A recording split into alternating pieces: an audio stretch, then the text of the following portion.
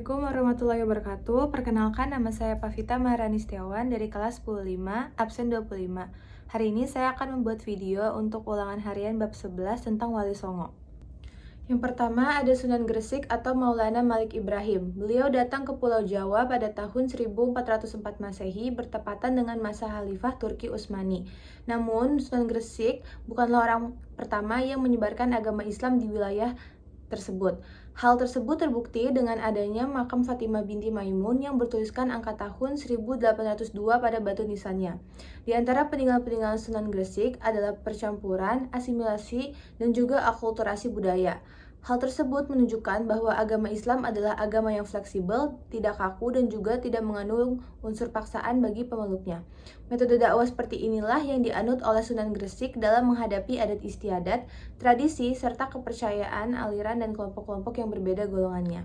Hendaklah yang didepankan adalah sifat humanis, ramah, dan damai, serta menebar kemuliaan. Yang kedua ada Sunan Ampel atau Raden Rahmat. Nama asli dari Sunan Ampel adalah Raden Rahmat. Sunan Ampel lahir pada tahun 1401 Masehi, kemudian datang ke Pulau Jawa sekitar tahun 1443 Masehi dan meninggal pada tahun 1481 Masehi di Demak dan dimakamkan di Ampel, Surabaya. Ia merupakan putra dari Maulana Malik Ibrahim atau Sunan Gresik dari seorang istri yang berasal dari negeri Campa. Sunan Ampel menyampaikan ajaran-ajarannya dengan cara yang lembut dan tanpa paksaan, tanpa juga kekerasan, dan semua aktivitas dakwahnya dilakukan dengan cara mengundang dan bukan dengan cara menyuruh. Yang ketiga ada Sunan Bonang. Sunan Bonang merupakan salah satu dari Wali Songo yang berperan dalam menyebarkan agama Islam di Pulau Jawa. Dia melanjutkan misi dakwah yang disampaikan sebelumnya oleh Sunan Ampel.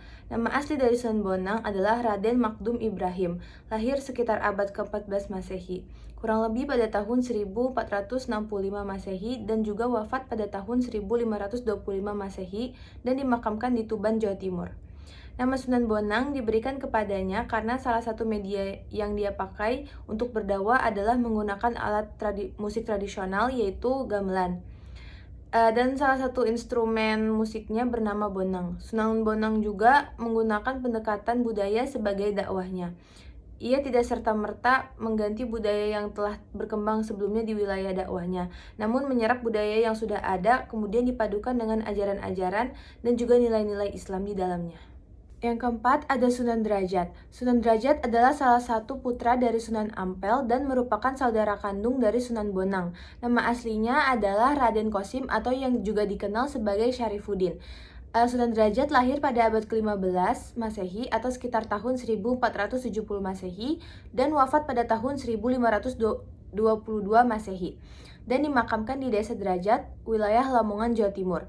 Ia melakukan dakwah pertama kali di wilayah Gresik dan dakwahnya ini dilakukan dengan menyusuri pantai utara Jawa.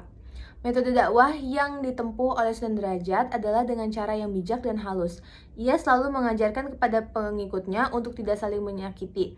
Karena sebagai sesama muslim, kita tuh harus hidup rukun dan damai, jangan sampai terpecah belah. Dan ia terkenal dengan nasihat-nasihatnya tentang kehidupan yang kemudian disesuaikan dengan ajaran-ajaran Islam.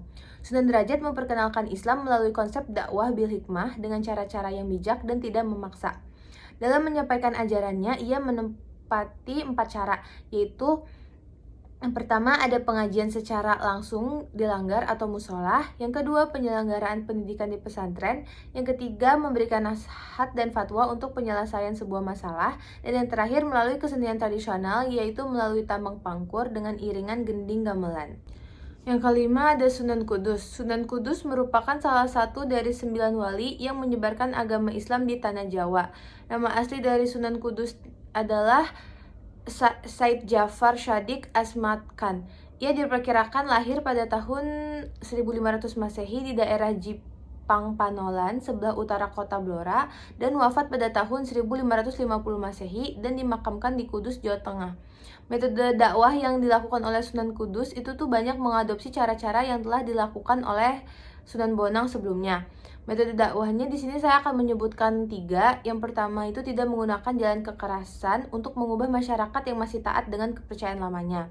Terus yang kedua, jika ada tradisi atau kebiasaan buruk yang berkembang di masyarakat, Maka selagi hal itu masih dapat untuk dirubah, maka Sunan Kudus ini sangat berusaha merubahnya dengan pelan-pelan tanpa terburu-buru. Dan yang ketiga adalah dia berusaha menarik simpati masyarakat agar tertarik dengan ajaran Islam. Yang keenam ada Sunan Giri. Nama asli dari Sunan Giri adalah Raden Paku dan memiliki nama panggilan lain yaitu Ainul Yakin. Sunan Giri lahir di Blambangan atau sekarang bisa disebut Banyuwangi pada abad ke-15 Masehi, sekitar tahun 1442 Masehi, dan wafat pada tahun 1506 Masehi. Dan Sunan Giri dimakamkan di Dusun Giri, Desa Giri, Gresik, Jawa Timur. Strategi dakwah yang dilakukan oleh Sunan Giri ini dilakukan dengan banyak sekali metode, mulai dari pendidikan, budaya, hingga pendekatan politik. Yang ketujuh ada Sunan Kalijaga. Sunan Kalijaga termasuk salah satu seorang dari Wali Songo yang sangat berperan besar dalam penyebaran agama Islam di Tanah Jawa. Nama asli dari Sunan Kalijaga adalah Raden Said yang lahir pada tahun 1450 Masehi di Tuban dan wafat pada abad ke-16 Masehi. Sunan Kalijaga menyebarkan ajaran Islam dengan berdakwah baik melalui kegiatan pemerintahan, keagamaan, maupun kesenian. Sunan Kalijaga menyelipkan ajaran-ajaran Islam di dalam lakonnya. Dengan metode yang demikian, masyarakat yang menyaksikan pertunjukan wayang itu pun akan tertarik untuk mempelajari agama Islam secara lebih mendalam. Yang kedelapan ada Sunan Muria. Sunan Muria termasuk salah satu wali Songo yang dilahirkan pada abad ke-15 Masehi dan wafat pada abad ke-16 Masehi. Sunan Muria dimakamkan di Gunung Muria, Kudus, Jawa Tengah. Nama asli dari Sunan Muria adalah Raden Umar Said atau Raden Prawoto. Wilayah dakwah dan penyebaran Islam yang dilakukan oleh Sunan Muria adalah di pantai utara Jepara. Sunan Muria terbiasa menggunakan keahliannya dalam bidang seni untuk berdakwah, dan Sunan Muria dikenal sebagai wali yang mahir dalam memainkan alat kesenian dan sekaligus ia gunakan untuk media dakwahnya. Yang kesembilan ada Sunan Gunung Jati. Sunan Gunung Jati adalah salah satu dari Wali Songo yang lahir pada tahun 1450 Masehi dengan nama asli Syarif Hidayatullah. Sunan Gunung Jati dalam proses islamisasi di Tanah Jawa menggunakan banyak sekali metode, namun saya di sini akan membacakan 3 metode saja. Yang pertama ada metode Muizah Hasanah atau nasihat-nasihat yang baik.